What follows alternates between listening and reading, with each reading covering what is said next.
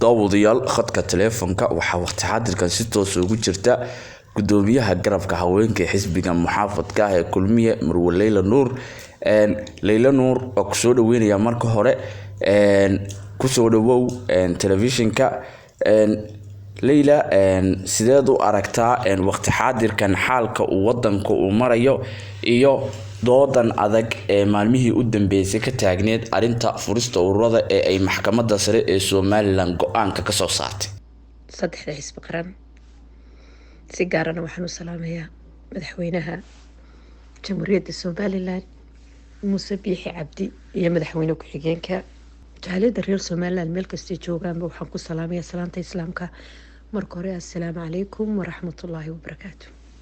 ما شاء الله ما أنت سياسة ودك مال في عام مريسا الحمد لله وحكست حقوق قال سوار نبضة قوان كمحكمة فريتان كأوردا رنتي وسودوينيا وأيو ووقتي مناسب كها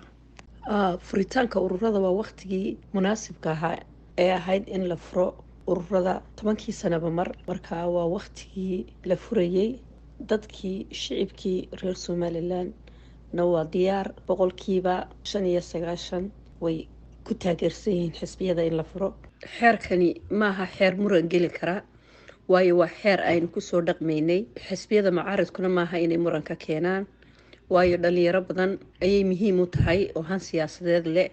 oo doonaya dadkooda iyo dalkooda inay wax u qabtaan bulshada reer Soomaaliland waxaan leeyahay nabadda aynu ilaashano nabaduna waa qaali ilaahayna abaaraha miigi ku habsaday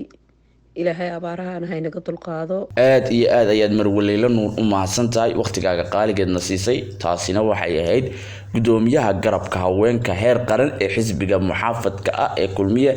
ariga dalka Canada aad baan u Leyla kaaga mahadcelinaynaa waqtigaaga qaaligeedna siisay